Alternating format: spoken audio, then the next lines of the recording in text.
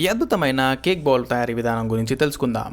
దానికోసం గాంధీ హాస్పిటల్ వెనకాలే ఉన్న వాట్ ఏ వేఫిల్ అనే స్టోర్కి రీచ్ అయిపోండి. అక్కడికి రీచ్ అయ్యాక ఒక కేక్ బౌల్ని ఆర్డర్ ఇవ్వండి. అక్కడున్న వ్యక్తి వెంటనే చేతులకి గ్లౌజులు దొడుక్కొని ఒక బౌల్ తీసుకొని దాంట్లో ఫ్రెష్గా తయారైన చాక్లెట్ సిరప్ని వేసి ఈవెన్గా స్ప్రెడ్ చేస్తాడు.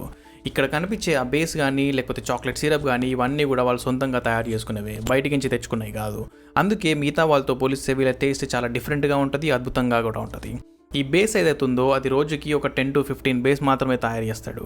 సో ఆ బేస్ని ఆ బౌల్కి తగ్గట్టు కట్ చేసుకుని దానిపైన ఇంతకుముందు వేసిన చాక్లెట్ సిరప్ని మళ్ళీ వేసి ఈవెన్గా స్ప్రెడ్ చేస్తాడు. ఇక్కడ కనిపించే ఈ చాక్లెట్ వేఫర్ ఏదైతే ఉందో అది కూడా వాళ్ళు సొంతంగా తయారు చేసుకున్నది, బయటికి నుంచి తెచ్చుకున్న కిట్ క్యాట్ కాదు, అది వాళ్ళ సొంత వేఫర్.